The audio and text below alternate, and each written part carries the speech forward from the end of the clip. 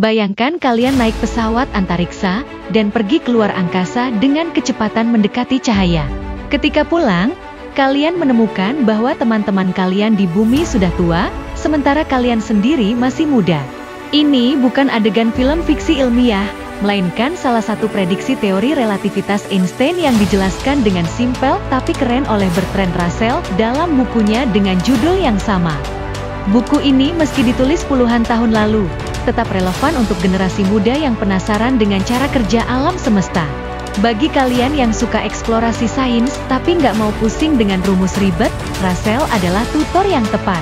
Tanpa basa-basi lagi, mari kita mulai.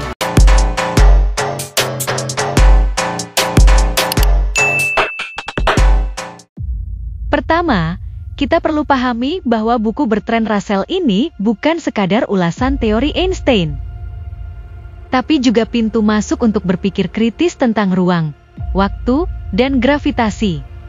Russell menulis dengan gaya bertutur yang santai, hampir seperti obrolan di kafe, tetapi tetap berbasis logika ilmiah. Misalnya, ia menggambarkan relativitas khusus dengan analogi kereta api. Bayangin kalian di dalam kereta yang bergerak hampir secepat cahaya. Jika kalian menyalakan senter ke depan, menurutmu cahaya itu bergerak dengan kecepatan 300.000 km per detik. Tapi bagi orang yang berdiri di luar kereta, kecepatan cahaya tetap sama padahal kereta sedang melaju. Ini menunjukkan kalau waktu dan ruang tidak absolut, tapi relatif tergantung pengamat. Buku Russell 1 ini membantu kita mencerna paradoks ini tanpa harus jadi ahli fisika. Contoh lain yang menarik adalah dilatasi waktu. Konsep bahwa waktu bisa melambat jika bergerak sangat cepat. Russell menjelaskannya dengan eksperimen pikiran paradoks kembar. Misalnya, si kembar A tetap di bumi, sementara kembar B pergi keluar angkasa dengan kecepatan tinggi. Ketika B pulang, ia mungkin lebih muda daripada A. Ini terjadi karena waktu bagi B yang bergerak cepat mengalir lebih lambat. Walau terdengar mustahil, percobaan dengan jam atom di pesawat terbang membuktikan efek ini nyata. Jam di pesawat memang sedikit lebih lambat daripada di bumi. Russell menekankan bahwa relativitas bukan teori abstrak, tapi punya bukti empiris yang bisa kita amati. Lalu, bagaimana dengan konsep relativitas umum? Di sini, Russell menjelaskan ide Einstein bahwa gravitasi bukan gaya tarik seperti yang diajarkan Newton, melainkan kelengkungan ruang waktu akibat massa. Bayangkan sebuah bola bowling diletakkan di atas trampolin. Bola itu akan membuat permukaan trampolin melengkung. Jika kamu menggulirkan kelereng di dekatnya, kelereng akan bergerak mengikuti kelengkungan itu, seperti planet yang mengorbit matahari.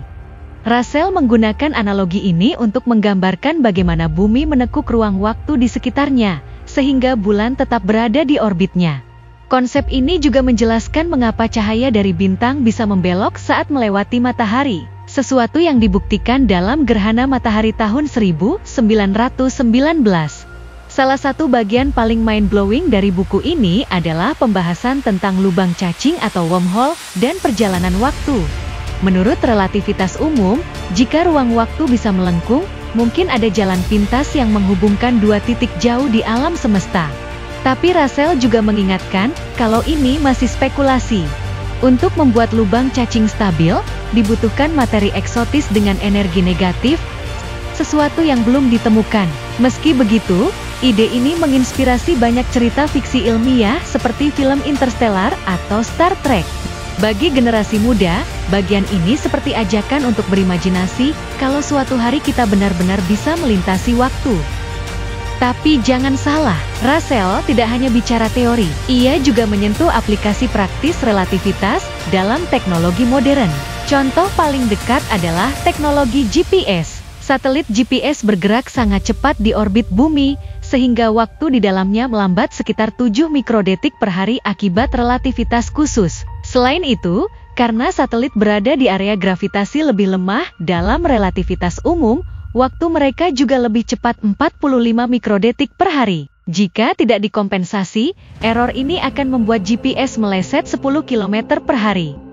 Dengan memahami relativitas, ilmuwan bisa menyesuaikan jam atom di satelit agar akurat. Jadi, setiap kali kamu pakai Google Maps, ingatlah bahwa Einstein punya peran besar di sini.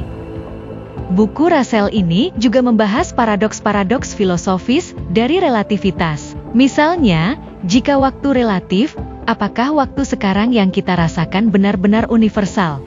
Bagi pengamat di galaksi lain, waktu sekarang di bumi mungkin sudah menjadi masa lalu atau masa depan. Ini memicu pertanyaan lanjutan, apakah masa lalu, masa kini, dan masa depan benar-benar ada bersamaan?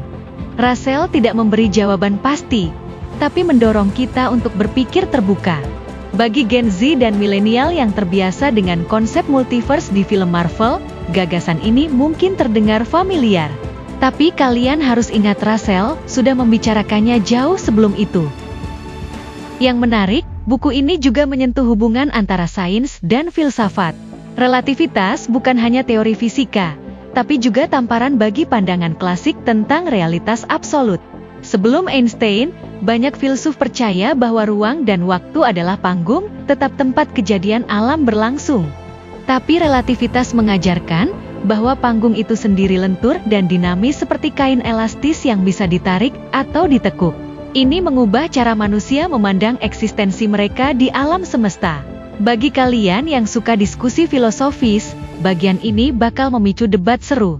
Lalu, bagaimana buku ini di era digital? Masih relate atau tidak?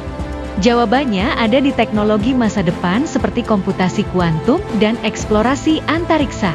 Prinsip relativitas memengaruhi desain pesawat ruang angkasa, perhitungan orbit satelit, bahkan pemodelan lubang hitam. Contohnya, simulasi komputer lubang hitam di film Interstellar menggunakan persamaan relativitas umum untuk menggambarkan distorsi waktu di sekitar Gargantua.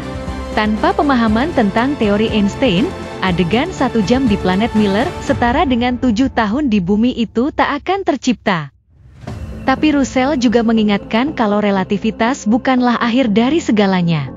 Teori ini masih belum bisa menyatukan gravitasi dengan mekanika kuantum. Harus diakui ini sebuah tantangan untuk fisikawan muda masa kini. Di akhir buku, ia seolah melempar tantangan semacam ini. Maukah kalian menjadi generasi yang menyempurnakan teori Einstein?